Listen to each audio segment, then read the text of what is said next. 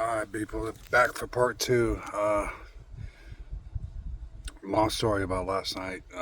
It's hard for me to get into these things and get into my mindset, but what I want to talk about and stuff like that. But I am going to harken back on some of the stuff I was saying. I remember first and foremost was like the car panic attacks. I kind of want to give you a pre-warning, you know what I mean? Because it could trigger you. Because I'm going to try to really extrapolate what I feel like when it happens to me specifically, and each person's different, so you don't have to be anything like mine. But I was driving because I wait till morning. I don't like driving at night, and I had to get a pack of cigarettes. And I was coming back from the store, and the store is really two miles max, dude. You know, it's across the way down the street a little bit, and that's it, right?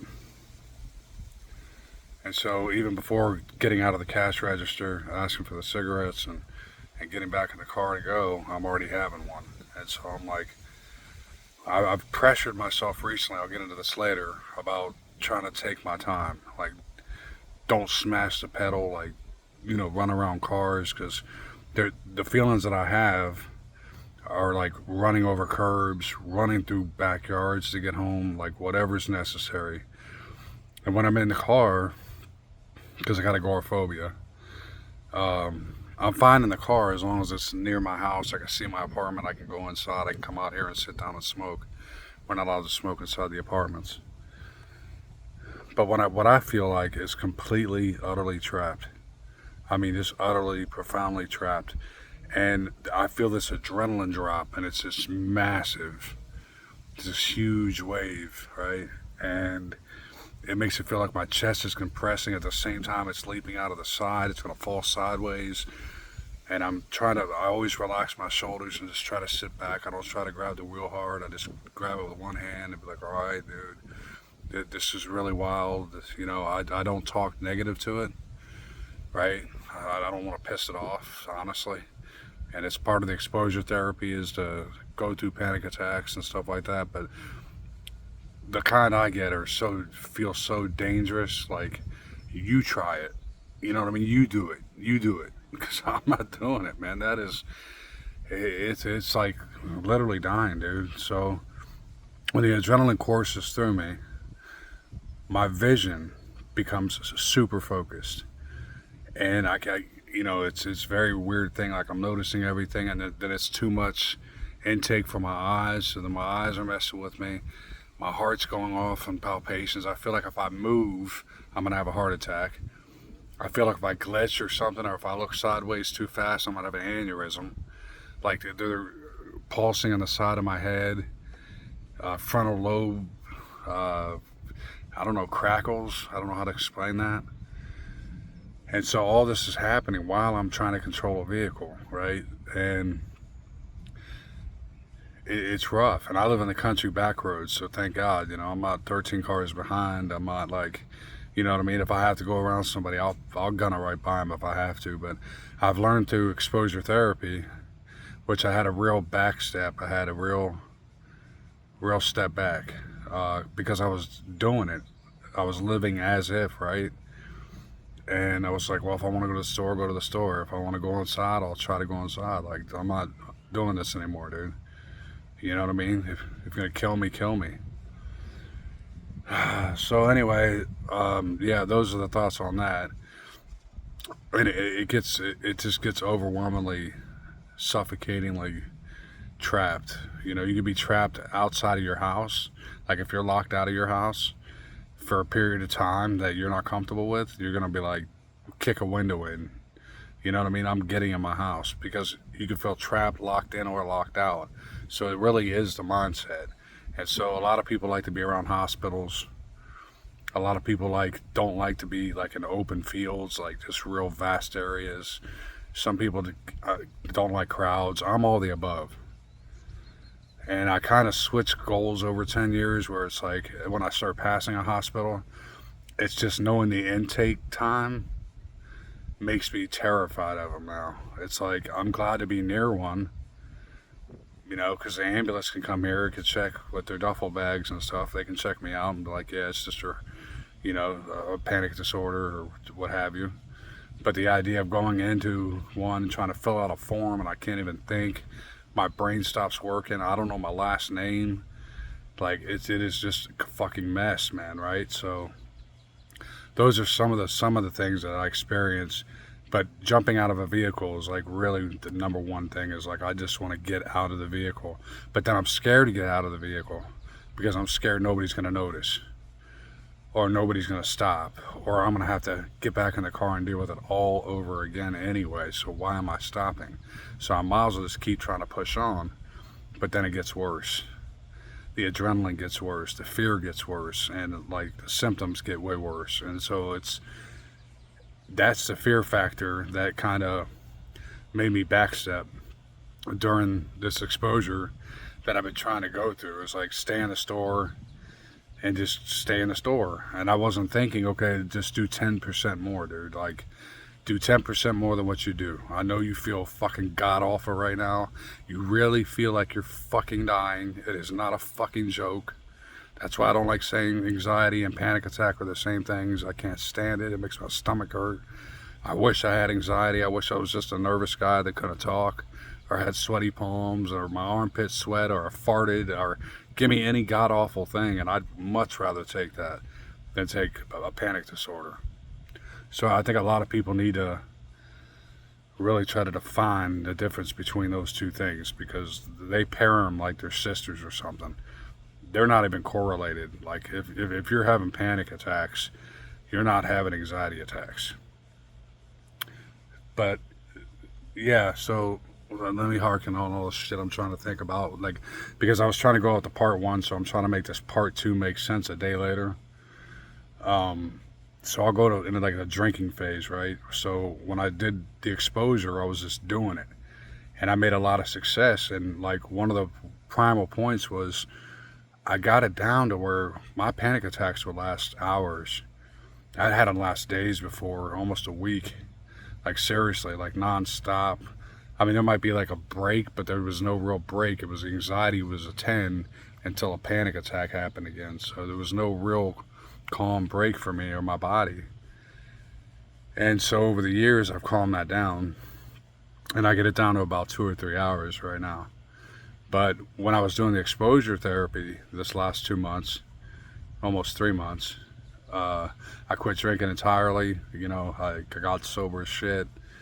You know, I was going to the stores. I was just like, live as if, you know, I'm doing all these things. And then it hit me, right? Like the panic attacks just hit me like the trapped car situation, which is just one out of, I don't know, 50, right? And that's a lot to go through, man, for a human being to say, yeah, man, just endure it, just get through it, man, just hang in there. Dude, that shit is fucking nuts, dude. I'm just gonna cuss. Like, I'm gonna tell it how the fuck it is. Like, you fucking do it. You know what I mean? You have 50 heart attacks and 20 strokes and shit, dude, and tell me how you're doing, dude. You know? And so what happened was I got the panic attacks down to about maybe 30 minutes, like, you know, because I'd push through and I'd settle, you know, and I'd do things. And I'm like, okay, don't run, don't go fast. These are two things I can recommend to anybody. It's like if you take it a little slower, like if you're in a store, walk a little slower. Yes, it's more torturous, but that's kind of the point, is to irritate it a little bit, but not piss it off. Because it's like pissing off Leviathan, you know, something's gonna pop out of the water and just eat your ass, dude. Like, and you do feel like that, so you kind of don't want to piss it off, but you kind of want to let it know, like, yo, look, I'm just getting a loaf of bread, dude. You know what I'm saying? You gotta try to talk to it. You know what I mean? Like, try to befriend it the best you can and say, look, you know, I'm just getting a loaf of bread. Yeah, I know you're being rough on me. This is wild. Try not to use not any derogatory terms and shit, because usually for me it's, oh, I'm fucked. Oh shit, here it comes, and it's already there. And that's like, oh shit, oh fuck, and now it's really fucking super hitting. And then it's still got like 2 more, 3 more, it feels like it's got 8 more degrees to go just to fuck with me. And I can't possibly see myself getting to level 6 or 7, right? So it's like, if that happens, I'm too old for this shit. Something's gonna happen. Something's gonna pop. Something's gonna burst. This isn't a bullshit game. You know, my heart rate can tell you. My blood pressure can fucking tell you. And I don't want to piss it off to where it goes over 200 beats a minute. You know, people have panic attacks or like 130, 160, you know. And so something I did learn though on my own volition or through whatever I read or watched or something is that I really want to try to get it down to how athletic people, like say you're a track runner and you can run, like say the meter run or whatever they run, and you can run that full speed and your heart goes up to 139, you know, 140, 150, just say it does, right? That's what athletes do. But the time it takes for their heart rate to go back down is the second they stop. Within 2 to 3 minutes, their heart rate goes right back down to normal before they even ran. And so my goal, you know, through exposure and things like that, is try to lessen the time frame in which anxiety has to, or panic has to build, right? Like, I want to try to get the window down. I'm not trying to overcome it. I am not trying to piss the bitch off. You know, it is a devil, like real talk. So that's kind of the idea, is to try to minimize it to where, okay, I can shorten the length of the duration of them. I can certainly not let it go to like level 5. I can certainly be like, all right, yeah, I feel that adrenaline drop. Oh, why do you do this to me? You know what I mean? I'm just driving home, dude, talking real calm to it. You know what I mean? I'm just doing this. I'm just going into the store. I'm getting out of here in a couple minutes, man. It's fine. But sometimes it feels so impossible, man. Like when they say go just do something, and it's just like, it is utterly fucking impossible in your head. It is so hard to confront because you're literally walking in to like a Roman arena with a sword out and saying, stab me, bitch, stab me. Because that's what the fuck it is. It's full adrenaline and it feels like it's gonna fucking kill you. And it's gonna fucking hurt and it sucks and like there's no fucking help. Everybody stares at you like you're fucking nuts. You know what I mean? You don't know what the direction the exit's at. You know, it's just going into a store example, you know? So there's all those entanglements, you know what I mean, that really get to me. And like, I think I overexpose, and that's why I'm trying to do this, and I should have named it overexposure, because exposure I think can help if you do it very modestly, with a lot of caution to how strong your panic disorder is, right? And to how your agoraphobia is, you know what I mean? I'm not saying take baby steps all the time. You know, like, okay, just get to the door, then once you get to the door, then get to the next door, and then, no. Sometimes just do whatever the fuck you can do. Go all the way to the dumpster and take the trash out. You know what I mean? And hustle to get back in. Because it's easily 10% more than what you would have done if you just would have made it to, you know, down the staircase, you know, or you know, down the hall, or what have you, wherever you live, however you live. You know, or, you know, going to get a garbage can or something. Just do the 10% extra. And if anything, you can always leave the garbage can there. You know what I mean? Like, fuck it. You know what I mean? Like, if you're bringing a bag to the dumpster, you certainly got to do it. But, you know, you can hustle your ass right back inside the fucking house too. You know what I mean? Like, so I think like a 10% moderation is the best way to go, because that's how I got mine down to at least under an hour, right? I got it under an hour, and that to me, that is like progress beyond words. Like, you know, I can't say it enough or express it enough. And I feel horrible, you know, because I really relate to everybody who really has these experiences. Like, you know, I watch people, and you know, they're going through panic attacks live, but it's not as bad as mine. You know, and then they're sitting there and their knee tapping, and they're, you know, they're doing things, and like, you know, and they're facing flight and subway situations and whatever makes them feel trapped. It's a trap thing because we don't feel safe. A lot of people say control, but I don't think it's really control. You know what I mean? We don't want, like, if I'm sitting in the passenger side of his car, I don't really get anxiety. I get anxiety when I drive. I get a panic attack because I feel like I have to control that vehicle to a point. You know what I mean? And if I lose limb function, or because my hands go numb, my face goes numb, my eyes get blurry. There's too much informational intake visually.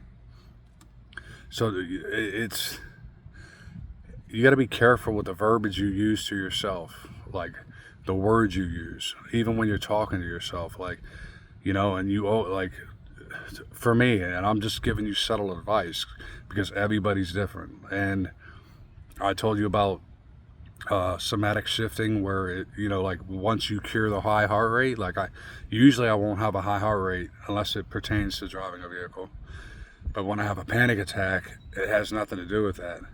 It'll have every other symptom known to man next to it. You know, like blurry vision, my throat's tightening, my mouth's dry. I still feel like my chest is like real tight, but it has nothing to do with my heart rate. It's my heart rate, if I were to check it, probably be, you know, 110, a little high on the high side, of course, but it's not going to be like 140, 160, 200. It's not going to be that. And so it does mutate, is what I'm saying. So once you get a grasp on something, you get used to, okay, there goes that old, and you kind of know it's, you know, panic. You kind of get used to it, and so your body's like, well, that ain't working, so here, let me punch you on this side of the gut and see if this works.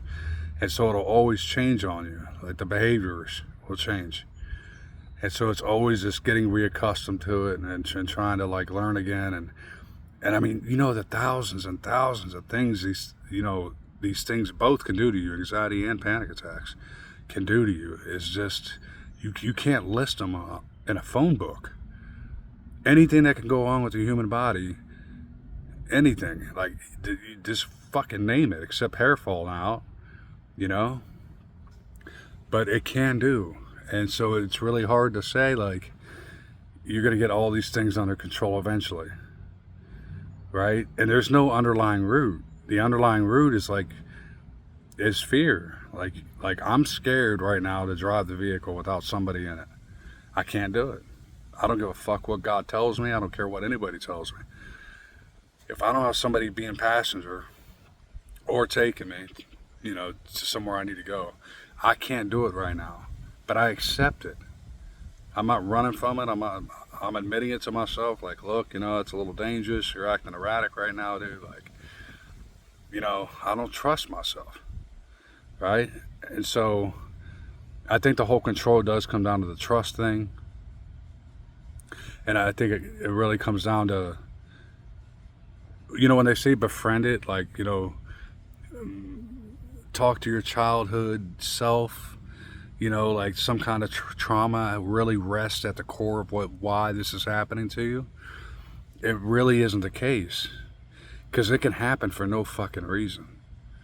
It can happen because a wind hits you wrong on the left earlobe, and you're just like, what the fuck was that? Subconsciously, not consciously, just subconsciously. And then your whole mindset will shift, and you're looking around wide-eyed with small pupils, and then it's on.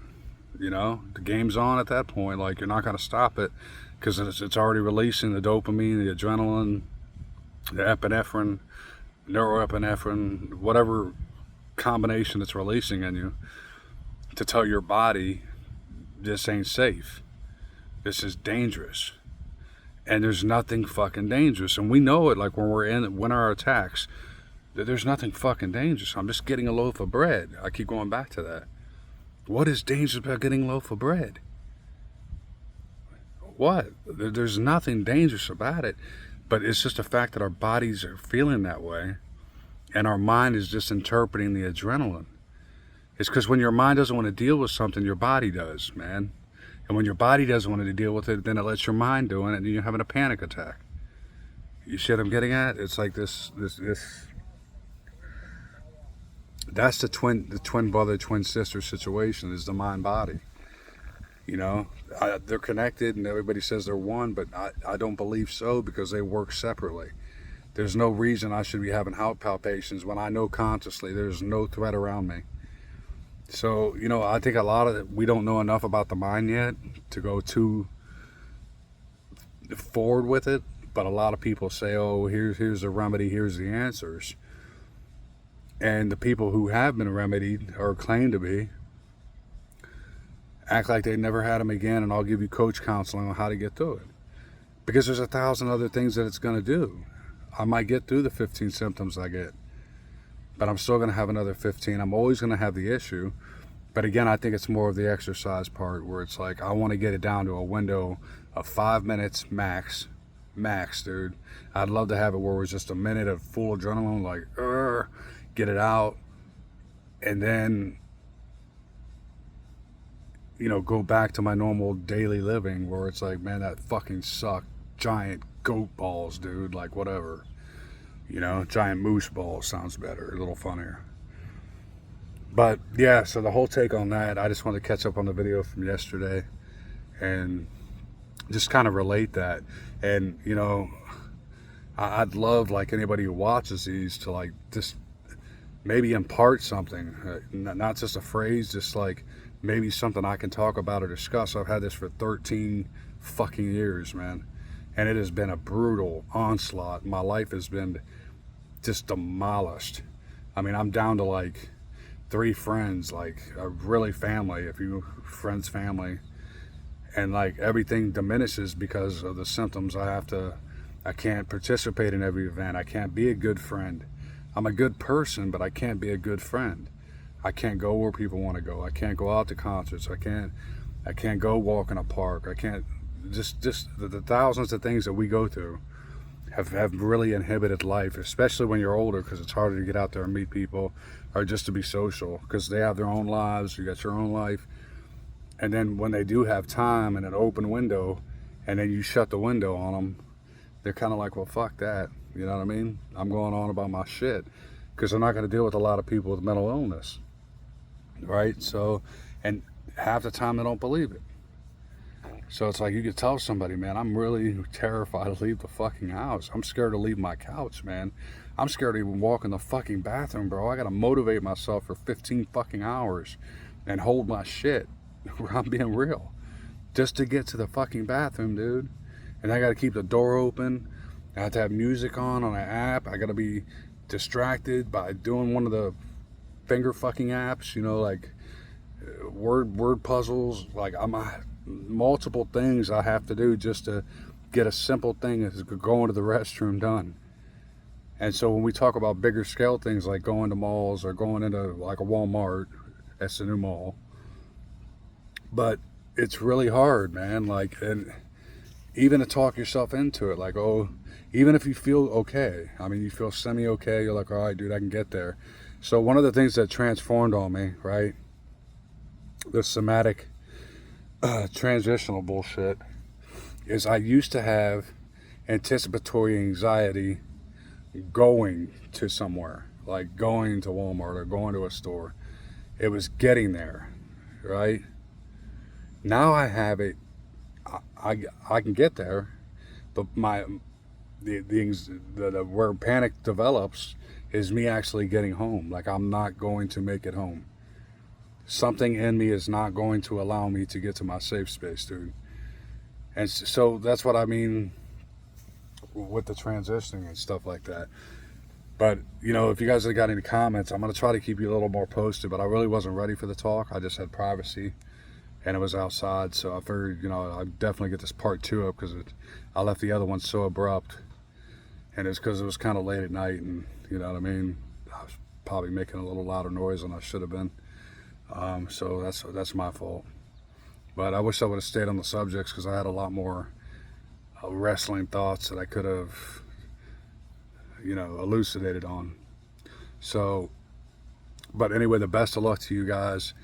You know, anybody who watches this, I hope my voice just helps. I always pick on my voice because I know it's very deep, but it can be very calming. And then I also know from watching other videos that the number one thing I look for is a calming voice and someone who knows exactly what the fuck I'm talking about. So I watch them on repeat, like repeat and repeat until I'm comfortable and say, okay, I'm not the only one. They might have it worse. This, you know, there's some kind of holistic connection, even though it's through video chats or what have you. Is just to be able to go back to these videos and listen to them and hear other people's experiences and be like, man, dude, I see what he's saying about that. That might work. let's just do this 5-10% thing and work with that. So until I come up like more creative ideas, which I had last night, I just got abruptly cut off. I'll definitely get back and be in touch with all the things that are going on with me. All right, until then, much love. All right, bye.